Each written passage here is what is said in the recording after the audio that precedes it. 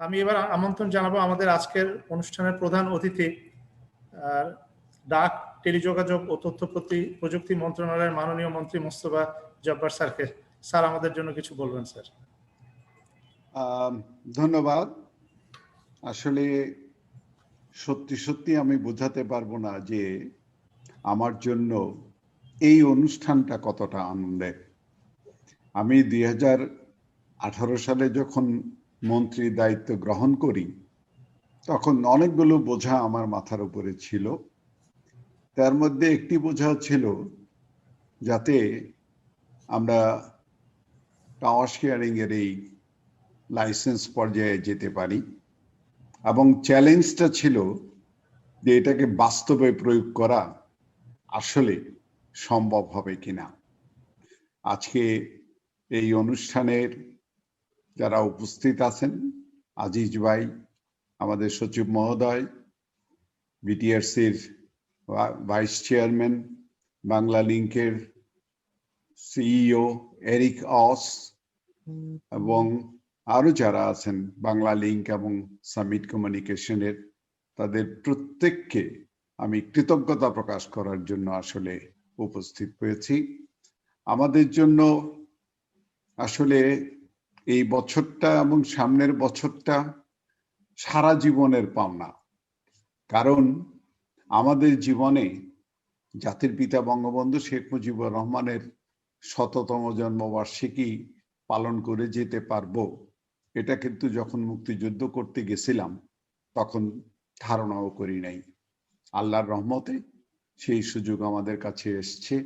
সামনে আসছে আমাদের স্বাধীনতার 50 বছর। এই দুটো সময় আমাদের এই জাতির এখন যারা আমরা আছি তাদের প্রত্যেকের জন্যই আসলে সুবর্ণ সময়।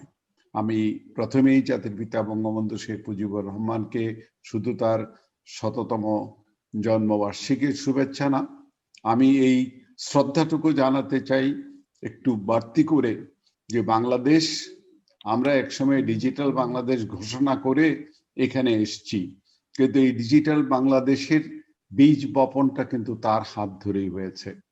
আপনারা একটু স্মরণ করতে পারেন যে উনি 1973 সালে টিএনটি বোর্ডকে আইটিওর মেম্বার করিয়েছিলেন, ইউপিওর সদস্য পদ তিনি গ্রহণ করিয়েছিলেন। 75 সালের 14ই জুন তিনি বেতবুনিয়াতে উপগ্রহ ভূকেন্দ্র উদ্বোধন করেছিলেন, এবং তার পাশাপাশি যেসব কর্মসূচি তিনি তার এই 3.5 বছরের শাসনকালের মধ্যে নিয়েছেন, তার প্রত্যেকটা ডিরেকশন একই দিকে ছিল, সেটি হচ্ছে একটি উন্নত, সমৃদ্ধ, বৈষম্যহীন বাংলাদেশ, যে বাংলাদেশ পৃথিবীর কাছে মাথা উঁচু করে দাঁড়াতে পারে।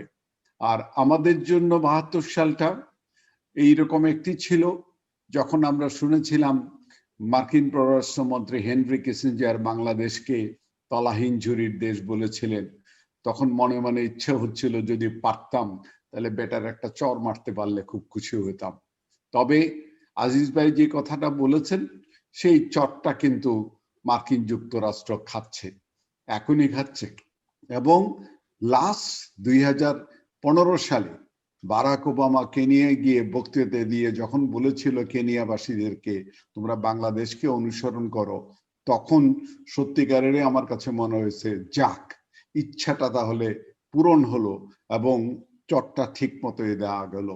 তারপরে আপনারা জানেন যে আমাদের জন্য একটা সুদীর্ঘ সময় 21টা বছর গেছে, যে 21টা বছরে বাংলাদেশকে তার পাটা উল্টা দিকে ঘুরিয়ে দেওয়া হয়েছিল, যাতে আমরা আবার একটি সাম্প্রদায়িক ব্যর্থ রাষ্ট্রে পরিণত হই, এবং এই ব্যর্থতাটা যেন তলানিতে গিয়ে পৌঁছে আমরা যেন স্বাধীনতার স্বাদ ভোগ করতে না পারি, একটি উন্নত দেশে পরিণত হতে না পারি, তার জন্য চক্রান্ত করা হয়েছে। এবং আমাদের সৌভাগ্য যে 96 সালে আমাদের মাননীয় প্রধানমন্ত্রী যখন প্রথমবার ক্ষমতা দখল করেন, আপনারা একটু স্মরণ করে শুধু দেখবেন 96 থেকে 2001 এই সময়টাতে আমি 96 সালে তখন বাংলাদেশ কম্পিউটার সমিতির সভাপতি এবং মাননীয় প্রধানমন্ত্রীর ডিজিটাল নির্বাচনী প্রচারণার নেতৃত্ব দিচ্ছি।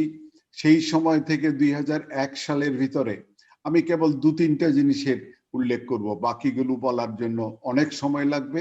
চিন্তা করে দেখেন, তিনি যদি আমাদের 4টি নতুন অপারেটরের লাইসেন্স না দিতেন, তাহলে এখনো পর্যন্ত 14 টাকা আউটগোয়িং এবং 12 টাকা ইনকামিং এবং 1.25 লক্ষ টাকার মোবাইল ফোনের যোগে আমরা বাস করতাম। চিন্তা করে দেখেন, আজকে ইন্টারনেটের কথা বলছি, অনলাইন ইন্টারনেট, এবং সেটা ভিসাটের মাধ্যমে স্থায়ীভাবে যাতে চালু করা যায় সেই সিদ্ধান্তটা তারই দেওয়া ছিল। আরেকটি যুগান্তকারী সিদ্ধান্ত ভেবে দেখেন, তখন আমরা 100% আমদানি নির্ভর একটা জাতি, এবং আমাদেরকে কম্পিউটার আমদানি করে বাংলাদেশে প্রবেশ করানোর জন্য যে পরিমাণ কর এবং সেলস ট্যাক্স দিতে হতো, তাতে কম্পিউটারের দাম হয়ে যেত দ্বিগুণ, এবং এটি কেনার মতন সামর্থ্য অতি সামান্য লোকের মধ্যে ছিল। সেই জায়গাতে তিনি শুল্ক এবং সেলস ট্যাক্স তুলে দিয়ে এটাকে জিরো করে দিয়ে আজকের বাংলাদেশের যে ডিজিটাইজেশন, তার ভিত্তিটা কিন্তু রচনা করেছিলেন। অর্থাৎ বঙ্গবন্ধু বীজ বপন করেন আর এটাকে চারা গাছে রূপান্তর করেন আমাদের মাননীয় প্রধানমন্ত্রী তার প্রথম শাসনকালে।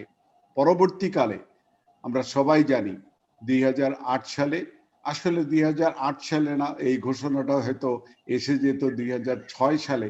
2006 সালে নির্বাচন হওয়ার কথা ছিল, কিন্তু নির্বাচনটা হলো না। 2 বছর তত্ত্বাবধায়ক সরকারের নামে এটি তৃতীয় পক্ষ যখন দেশ শাসন করেছে, নির্বাচনটা 2 বছর পিছিয়ে গেছে। এবং আমরা কিন্তু ইস্তেহার তৈরি করে রেখেছিলাম 2006 সালেই। ফলে যদি নির্বাচন 2006 হতো, তাহলে ডিজিটাল বাংলাদেশের ঘোষণা কিন্তু 2006 সালেই হয়ে যেত। মাননীয় প্রধানমন্ত্রী কি পরিমাণ দূরদর্শী, এটি যে কোনো বাংলাদেশের নাগরিকের জন্য গর্ব করা উচিত যে তিনি সারা পৃথিবীতে অন্য কেউ এই ডিজিটাইজেশনের শব্দ উচ্চারণ করার আগে তিনি তার ইস্তেহারে প্রতিশ্রুতি দিয়ে একেবারে সময়সীমা পর্যন্ত নির্ধারণ করে দিয়েছেন যে 2021 সাল আমাদের স্বাধীনতার 50 বছর, সেই সময়ের মধ্যে বাংলাদেশের পরিচিতি হবে ডিজিটাল বাংলাদেশ হিসাবে। এবং সত্যিকার ভাবে আজিজ ভাই যে অভিজ্ঞতা অর্জন করছেন সিঙ্গাপুরে বসে, আমি এই যে 18 সাল থেকে ইউরোপ, এশিয়া, এইসব দেশগুলোতে ঘুরে বেরিয়েছি, পৃথিবীর বহু দেশের মন্ত্রীদের সাথে কথা বলেছি, এমনকি সিঙ্গাপুরের মন্ত্রীর সাথেও কথা বলেছি। তারা জাস্ট একেবারে অবাক বিস্ময়ে তাকিয়ে থাকে যে তোমরা এই অসাধ্য সাধন কেমন করেছো।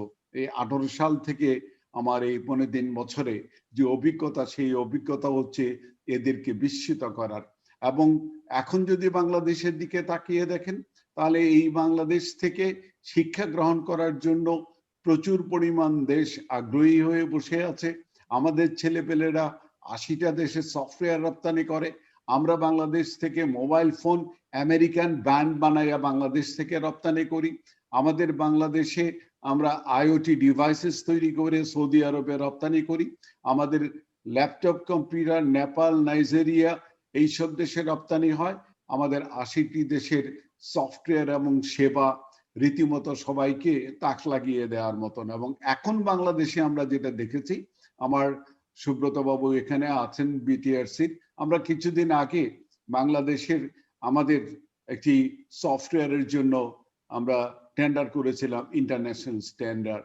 আজকে আমি গর্ববোধ করে বলতে পারি যে আমাদের বাংলাদেশি একটি কোম্পানি বিদেশি কোম্পানিগুলোকে পরাস্ত করে সেই টেন্ডারে উন্মুক্ত প্রতিযোগিতা করে বিজয়ী হয়ে সেই টেন্ডারের বাস্তবায়ন করার পর্যায় পর্যন্ত চলে গেছে। এবং সেই দিক থেকে আমাদের ইতিমধ্যে যে তথ্যগুলো আমাদের সচিব মহোদয় দিয়েছেন, আজিজ ভাই দিয়েছেন, তার সব কিছুই আসলে বাংলাদেশকে পৃথিবীর কাছে কেবলমাত্র উন্নত সমৃদ্ধ দেশ না, আসলে এখন যে জায়গাটা আমরা গিয়েছি এই জায়গাটা খুব বড় চ্যালেঞ্জিং ছিল। সেটি হচ্ছে একটা ডিজিটাল ডিভাইড দুনিয়া জোড়া কাজ করে। আমাদের মতো দেশে তো বটেই, অনেক বেশি কাজ করে। এবং এই কাজ করার জন্যে এইবার যখন করোনা আসলো, তখন আমাদের কিন্তু এই চ্যালেঞ্জটা ছিল যে আমরা গ্রামের যে লোকটা প্র্যাকটিক্যালি তার কোনো রকমের জীবনযাপন করে, তার সন্তানটা যখন কোনো স্কুলে, প্রাইমারি স্কুলে, হাই স্কুলে এইসব জায়গাতে যখন শিক্ষা গ্রহণ করে এবং এখন যখন বাড়িতে বসে থাকতে হয়েছে, তখন তাকে শিক্ষা দেওয়া এবং তার সাথে এই পৃথিবীকে যুক্ত করাটা এটা আমাদের জন্য চ্যালেঞ্জ ছিল। আমি ধন্যবাদ দেই বিশেষ করে আমাদের টেলকোগুলোকে, বাংলা লিংক সহ। আপনারা সত্যিকার ভাবে আমাদের দেশের সাধারণ মানুষের জন্য এই সময়কালে অন্তত যেই সেবাটা দিয়েছেন, যেভাবে মানুষের পাশে দাঁড়িয়েছেন, এবং আমি কৃতজ্ঞতা এইটুকু করব যে আপনারা এর মধ্যে বিশেষ করে আপনাদের কর্মী যারা, একই সাথে আমি সামিট কমিউনিকেশনের কথাও বলবো, কারণ আমরা এই সময়কালের ভিতরে এই যে তার কেটে গেছে সেই তার মেরামত করার জন্য, অথবা আপনার নেটওয়ার্ক নষ্ট হয়ে গেছে, ট্রান্সমিশন নষ্ট হয়ে গেছে, সেইগুলো মেরামত করার জন্য জীবন বাজি রেখে কিন্তু আপনাদের কর্মীরা কাজ করেছে। এবং যদি তারা সেই কাজটা না করত তাহলে কিন্তু আমরা এই সময়ের ভিতরে বাংলাদেশের এই যে অসাধারণ অর্জন এইটা তুলে ধরতে পারতাম না। এবং আমি এর মধ্যেও বহু দেশের বহুজনের সাথে এই জুম মিটিং এ কথা বলেছি, এবং আমাদের এই জুম মিটিং এ প্রধানত যেটি করেছি আমরা সেটি তো সম্পূর্ণভাবে ইন্টারনেট নির্ভর। আমি দেখেছি আমাদের লোকজন গাড়িতে বসে জুম মিটিং এ অ্যাটেন্ড করছে, এবং একই সাথে আমেরিকাই হোক, ইউরোপই হোক আর এশিয়াই হোক, তাদের সাথে কথা বলছে। এবং সেখানে কিন্তু আমাদের গুণগত মান যে খুব কম সেটা বলা যাবে না। আমরা এটা বুঝি যে হ্যাঁ, আমাদের কোয়ালিটি অফ সার্ভিসের কিছুটা দুর্বলতা তো আছে।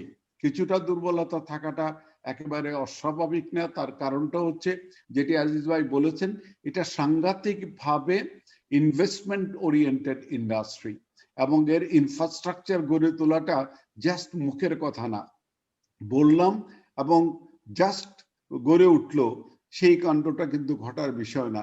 সেই জন্য আমি বলছি যে আমার আসলে সত্যি সত্যি আনন্দ হচ্ছে এই কারণে 2018 সালে যখন আমরা এই টাওয়ার কোম্পানিগুলোর লাইসেন্স দেই, তখন আমাদের ভাবনা ছিল কবে নাগাদ এই কোম্পানিগুলোকে আমরা সত্যিকার ভাবে মাঠে কাজ করতে দেখতে পাবো। আমার কাছে একদিক থেকে মনে হয় বোধহয় আমরা একটু বেশি সময় নিয়েছি, কিন্তু এই জন্য আমাদের দায়ও আমি অস্বীকার করি না। আমাদের তো এই প্রথম অভিজ্ঞতা ছিল টাওয়ার শেয়ারিং, তার মধ্যে এসএলএ কিরকম হবে এবং সেটার মধ্যে কি থাকা উচিত কি থাকা উচিত না, সেই সব কিছু পর্যালোচনা করে তারপরে একটা ফ্রেমওয়ার্ক দাঁড় করিয়ে দিয়ে সকল পক্ষের জন্য যাতে গ্রহণযোগ্য হয় সেরকম একটা পর্যায় পর্যন্ত যাওয়া, এটাও কিন্তু আমাদের জন্য একটা বড় ধরনের চ্যালেঞ্জ ছিল। এবং সময় ক্ষেপণের কথা যদি বলেন তাহলে হ্যাঁ, সময় ক্ষেপণ হয়েছে, কিন্তু আমরা অকাজে সময় ক্ষেপণ করিনি। এবং আরেকটি বিষয় যেটি, সেটি সত্যিকার ভাবেই আজিজ ভাই যেটা বলেছেন যে এটা এত বেশি ইনভেস্টমেন্ট হাংরি সেক্টর, যে কারণে কিন্তু আমরা এই টাওয়ার শেয়ারিংটাকে সেপারেট করেছি। সেপারেট করার মূল উদ্দেশ্যটা হচ্ছে যখন আমাদের টেলকোগুলোকে টাওয়ারও বানাতে হইতো, নেটওয়ার্ক তৈরি করতে হইতো এবং তাদের বাকি সব ইনফ্রাস্ট্রাকচারও করতে হইতো, সব এক হাতে করতে হইতো, তখন কিন্তু তাদের উপরে বোঝাটা আর অনেক বেশি হয়ে যেত।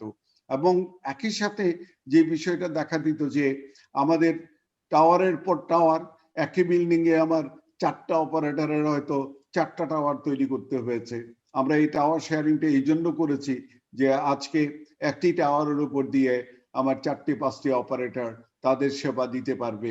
এবং আমি খুশি এই কারণে যে অনেক একেবারে প্রচুর পরিমাণ আলোচনা সমালোচনা ইত্যাদি করার পরে আমাদেরকে বারবার জিজ্ঞেস করা হয়েছে কই টাওয়ার কোম্পানিগুলোকে লাইসেন্স দিয়েছিলেন, টাওয়ার তো চোখে দেখি না।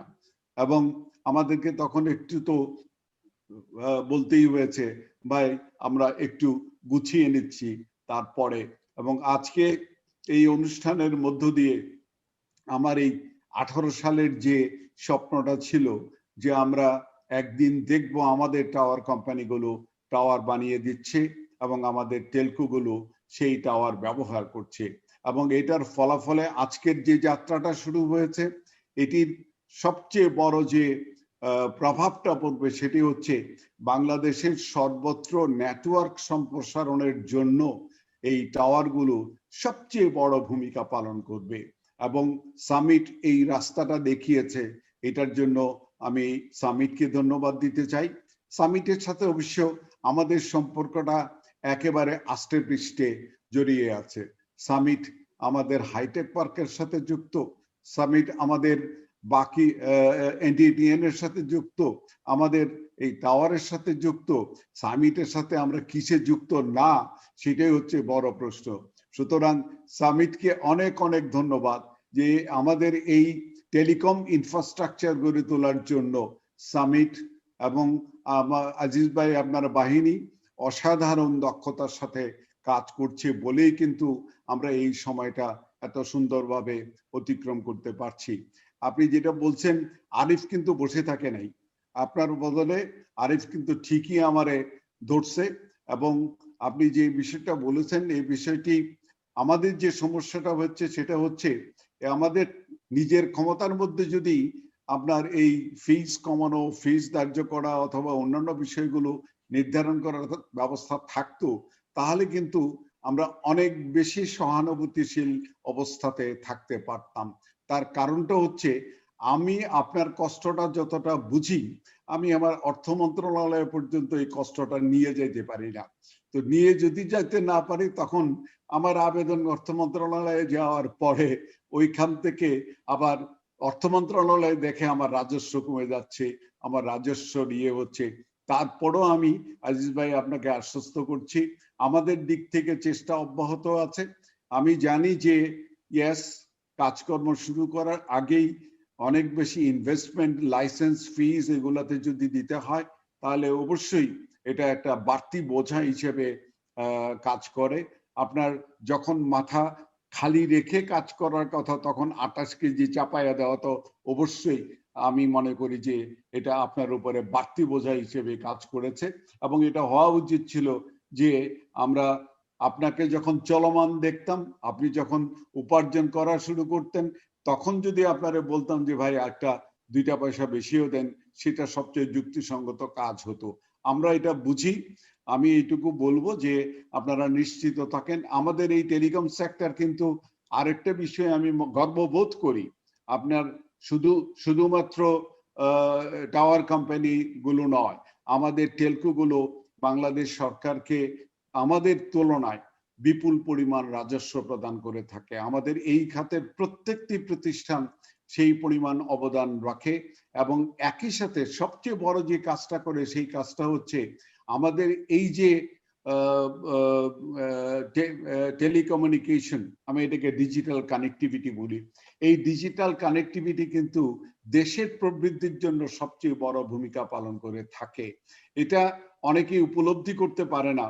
অনেকেই মনে করেন যে হ্যাঁ, রাস্তাঘাট উন্নয়ন করলে, বন্দর এবং এয়ারপোর্ট এবং অন্যান্য জায়গার উন্নতি করলে দেশের প্রবৃদ্ধি অনেক বেশি হয়, শিল্পায়ন হয়, ইত্যাদি হয় ইত্যাদি হয়। আমরা যে প্রত্যক্ষ এবং পরোক্ষভাবে, আজকে জাস্ট একটা এক্সাম্পল দেই তাহলে বুঝতে পারবেন যে এখন আমাদের উপরে নির্ভরতা কি পরিমাণ দাঁড়িয়ে গেছে। কিছুদিন আগে আপনাদের মনে থাকার কথা, আমাদের আইএসপি গুলো একটা ধর্মঘটের ডাক দিয়েছিল এবং সেই ধর্মঘটের তার কাটাকাটি এইসব বিষয় নিয়ে ছিল। এবং আমি অবাক হচ্ছিলাম, যেই দিন ধর্মঘটের ডাক ছিল তার আগের দিন আমাকে ফোন করলেন বাংলাদেশ ব্যাংকের গভর্নর। আমি অবাক হয়ে গেলাম, গভর্নর সাহেব কি কারণে আমাকে খোঁজ করছেন। উনি আমাকে ফোন করে বললেন, স্যার আমার একটা বড় আবেদন, আপনি আমাকে রক্ষা করেন। আমি বললাম যে আপনি কেন্দ্রীয় ব্যাংক, আপনারা রক্ষা করে এরকম লোক কে আছে? বলে না স্যার, আমি যেটা দেখছি সেটা হচ্ছে যে এই আগামীকাল 10টা থেকে 1টা পর্যন্ত ইন্টারনেট ধর্মঘট হবে। আমার স্যার ব্যাংক ব্যবস্থা তো একেবারে ভেঙে পড়ে যাবে। তা আমি তখন বুঝলাম যে ব্যাংক ব্যবস্থা বহু শক্তিশালী, টাকার পাহাড় নিয়ে বসে আছে, কিন্তু ওই পাহাড়টা ধস নেমে যাবে যদি আমার ইন্টারনেট ব্যবস্থা কাজ না করে। তার মানে কিন্তু আমরা প্রত্যক্ষ এবং পরোক্ষভাবে যে পরিমাণ অবদান রাখি এটা হয়তো অঙ্কের হিসাবে ঢুকে না, কিন্তু আমাদের অবদানটা হচ্ছে এই রাস্তা তৈরি করার চেয়েও কোনো মতেই কম না। আমাদের এটা ডিজিটাল হাইওয়ে নির্মাণ করি, এবং এই যে আমাদের এনটিটিএন গুলো যে বিপুল পরিমাণ বিনিয়োগ করেছে এবং যে বিপুল পরিমাণ মহাসড়ক তৈরি করেছে, একই সাথে ট্রান্সমিশন থেকে আরম্ভ করে অন্যান্য যেসব ক্ষেত্রে যে পরিমাণ অবদান রেখেছে, এবং আমাদের মোবাইল অপারেটররা যেভাবে একেবারে তৃণমূল পর্যায়ে পর্যন্ত যেতে পেরেছে, সেটা সত্যি সত্যি আমাদের জন্য আজকের ডিজিটাল বাংলাদেশ নিয়ে গর্ব করতে পারতাম না যদি আমাদের এই টেলিকম ইন্ডাস্ট্রি যথাযথভাবে এই পরিমাণ সেবা দেবার মতন সক্ষমতা অর্জন করতে না পারত। কারণ টেলিকম ইন্ডাস্ট্রি ব্যাকবোন হিসেবে কাজ করেছে। অনেকে এই বিষয়টি হয়তো লক্ষ্য করে দেখেন নেই। আমি একটা স্ট্যাটিস্টিক্স নিয়ে দেখেছি যে এই করোনা কালে বাংলাদেশে অন্ততপক্ষে 70% করোনা রোগী টেলিমেডিসিনের চিকিৎসা নিয়েছে, এবং বাংলাদেশে এখন আপনি যদি যে কাউকে বলে ভাই আমি আপনার কাছ থেকে কিছুক্ষণের জন্য মোবাইল ফোনটা কেড়ে নেই আর আমার ইন্টারনেটটা বন্ধ করে দেই, তাহলে টের পাওয়া যাবে যে তার মুখের অবস্থা কি হয়ে যায়। এটা প্রমাণ করে যে সত্যিকার অর্থে আমরা কিন্তু লাইফ লাইন তৈরি করেছি। আমরা আমাদের অবস্থাটা এরকম করেছি, আমাদের টেলিকম খাত আসলে মানুষের শ্বাস প্রশ্বাসের মতন অতি প্রয়োজনীয় একটা বস্তুতে পরিণত হয়েছে।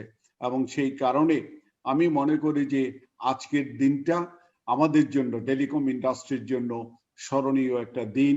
সামিট এবং বাংলা লিংক মিলে যেই যাত্রাটা শুরু করেছে, এই যাত্রার ফলে আমি একটা অসাধারণ সুন্দর একটা ভবিষ্যৎ দেখতে পাই। আমার কাছে কিন্তু গত 15 বছরে সবচেয়ে বড় চ্যালেঞ্জ এটাই ছিল যে আমার নেটওয়ার্কের এক্সপানশন দরকার, এবং এই নেটওয়ার্কের এক্সপানশনের জন্য প্রথম হাতিয়ারটাই দরকার আমার টাওয়ার। টাওয়ার না হলে আমি আর কোনো এক্সপানশনের দিকে যেতে পারবো না। এবং সেই জায়গাটার ক্ষেত্রে আমাদের এই যে যাত্রাটা শুরু হয়েছে, আমি মনে করি যে আমি ধন্যবাদ দেই আমি সজীব ওয়াজেদ জয়কে, কারণ আমি যখন আসি তখন অলরেডি এই টাওয়ার কোম্পানির লাইসেন্সিং পলিসি সহ বাকিগুলো রেডি হয়ে গেছে। আমি কেবলমাত্র এসে অংশগ্রহণ করেছে, একটা দূরদর্শিতা কাজ করেছে যে আমাদের যে টেলকো গুলো আছে তাদের উপরে যে চাপগুলো আছে, সমস্ত বিনিয়োগের চাপ আছে, সেই চাপগুলোকে যেন আমরা আস্তে আস্তে সরিয়ে দিতে পারি। এবং এই যে এনটিটিএন কে সরিয়ে দেওয়া অথবা টাওয়ার গুলোকে সরিয়ে দেওয়া, এগুলোর ফলে কিন্তু আজকের এই অবস্থাটা তৈরি হয়েছে। তবে আমি অনুরোধ করব, বাংলা লিংকের অবস্থা যথেষ্ট ভালো, কারণ বাংলা লিংক তার স্পেকট্রাম যতটুকু প্রয়োজন, মানে অন্য যে কারো তুলনায় বাংলা লিংকের অবস্থান সেই দিক থেকে ভালো। আমরা এই জায়গাটার ক্ষেত্রেও কিছু বলিষ্ঠ পদক্ষেপ নিতে যাচ্ছি। আমাদের কাছে প্রচুর স্পেকট্রাম আছে, আমরা সহসাই এই স্পেকট্রাম আবার নিলাম করব, এবং যাতে আমাদের টেলকোগুলো তাদের সক্ষমতা বাড়াতে পারে। কারণ একদিক থেকে টাওয়ার বানানোর খরচ থেকে যখন তারা বেঁচে গেছে, এই খরচটা তো তাহলে অন্তত পক্ষে স্পেকট্রামের পেছনে খরচ করতে পারে, এবং সেটা কোয়ালিটি অফ সার্ভিস জনগণের জন্য এটা অনেক উপকারী একটা বিষয়ে পরিণত হতে পারে। সমস্ত দিক থেকে বিবেচনা করে আমি আবারও বলবো যে একটা অসাধারণ মুহূর্ত আজকে আমরা অবলোকন করছি, যে সামিট এবং বাংলা লিগ এমন একটি ব্যবস্থার মধ্যে গিয়েছে যে ব্যবস্থাটি বাংলাদেশে আমরা অন্তত আমি 3 বছর যাবত অপেক্ষা করছি কবে এরকম একটা দিন আসবে, কবে। আমি আজকে তো আরো অবাক হয়ে গেছি যে চুক্তি স্বাক্ষর হওয়ার পরে ইতিমধ্যে আবার টাওয়ার দৃশ্যমান হয়ে গেছে, টাওয়ার এর ছবিও দেখে ফেললাম। এর মানে হচ্ছে আমরা এখানে যে দুই পক্ষকে দেখছি তারা উভয়ই অত্যন্ত আন্তরিক, এবং যে কথাটা তারা বলছেন সেই কথাটা করবেন সেই ইচ্ছাটা তাদের মধ্যে কাজ করে। আমি এইটুকু বলবো, আমাদের সামনের বছর স্বাধীনতার 50 বছর, এই 50 বছরের ভিতরে বাংলাদেশের একেবারে প্রত্যন্ত গ্রাম পর্যন্ত আমাদের কানেক্টিভিটি যেমনি করে ভয়েসের জন্য থাকবে, তেমনি করে ইন্টারনেটের জন্য থাকবে।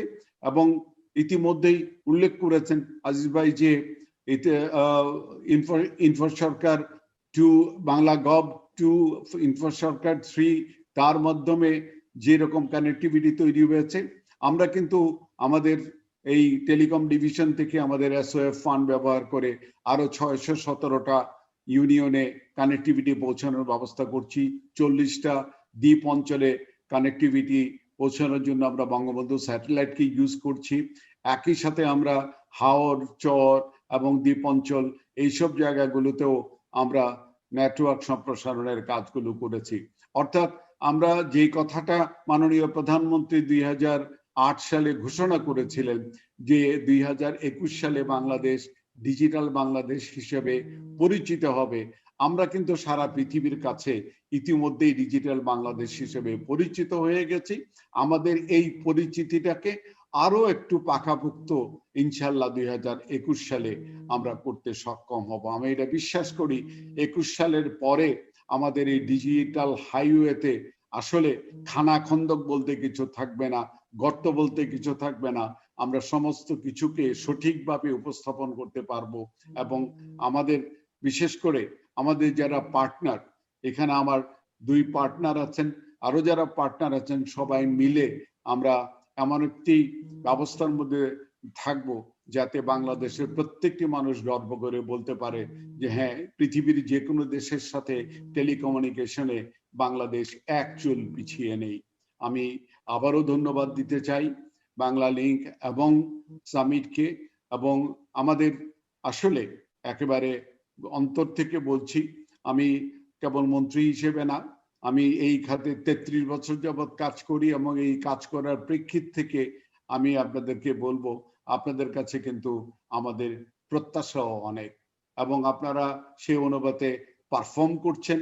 আমরা আশা করব আপনারা আপনাদের যে পারফরমেন্সের গতি আছে, এই গতি সকল দিক থেকেই, সামিটের উপরে তো বোঝাটা একটু বেশি আছে, কারণ সামিটকে আমরা কেবলমাত্র এখানে টাওয়ার বানাইতে দেখব না, আমি কিন্তু বাকি সব জায়গাতেও দেখব ওইখানে আজিজ ভাই কি করতেছেন এবং কোন জায়গাতে আমার এই পিছনে পড়ার বিষয় আছে। আমি প্রত্যাশা করি যে আপনারা যে আন্তরিকতার সাথে কাজগুলো করে যাচ্ছেন, তাতে বাংলাদেশের টেলিকমিউনিকেশন একেবারে সেই জন্য প্রস্তুতি হবে যে প্রস্তুতিটা আমরা চাই। প্রশ্ন করতে পারেন যে আমরা কি প্রস্তুতিটা চাই। আমরা খুব স্পষ্ট করে জানি যে জাতি একদম ইন্ডাস্ট্রিয়াল রেভলিউশন 1, 2, 3 মিস করছে, এবং 72 সালে যেই জাতি একেবারে কৃষি নির্ভর একটা লাঙ্গল জোয়ালের দেশ ছিল, সেই জাতি কিন্তু 4th ইন্ডাস্ট্রিয়াল রেভলিউশনের নেতৃত্ব দিতে চায়।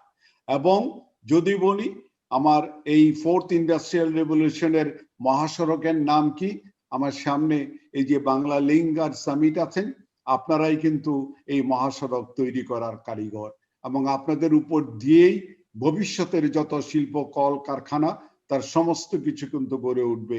কারণ ভবিষ্যতের যে শিল্প কল কারখানা হবে, সে বলবে বাবা তোমার এখানে কি 5G আছে, আমি কি IoT ডিভাইসেস বসাইতে পারবো, আমি কি রোবট চালাইতে পারবো, আমার ডিভাইস টু ডিভাইস কি কানেকশন হবে।